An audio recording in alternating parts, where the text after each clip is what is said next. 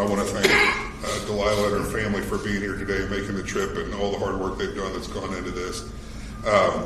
Taking the time to share her story as Congress works to ensure that future tragedies like hers are prevented. I'm also very thankful to Representative Rouser and Haljan and everybody at the table for their incredible work to get this vital legislation to the point that it is today. I was proud to support Dalilah's law and give innocent Americans like her a voice in Congress. It's common sense, as Mr. Collins said, that if you want to drive an 80,000-pound truck, that you'd be able to read and speak English.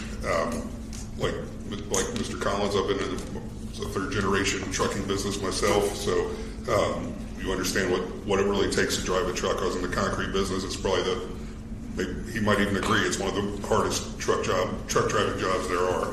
So having talented, proficient people in those positions is vital. Now, years ago, the federal government recognized this and created requirements to ensure that truck drivers across the country, across the United States, could read signs and communicate with law enforcement in case that they needed it in English to obtain a commercial driver's license.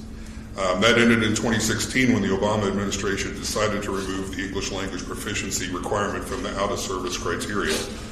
So if you can imagine, this creates a situation where a person who's driving down the road can't read the signs. You discover that they can't read the signs, you write them a ticket they can't read and send them down the road.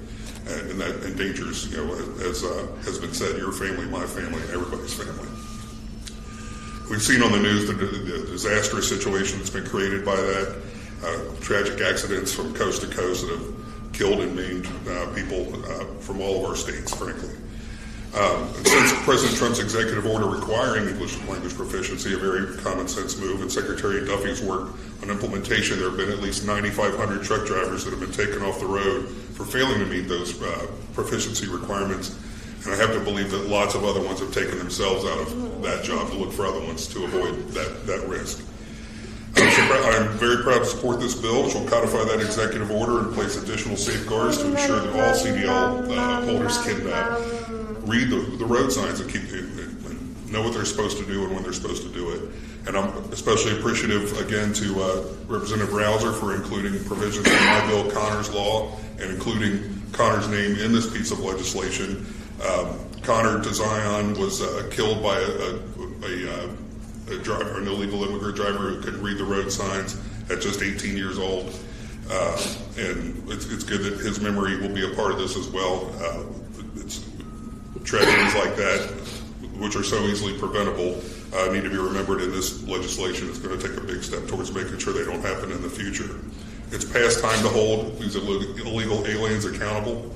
They should not be in our country to begin with, much less driving these incredibly dangerous vehicles. They're dangerous to people that don't know how to drive them, and that's who we're dealing with. As I said, I'm proud to support this legislation and ensure that these tragedies never happen again.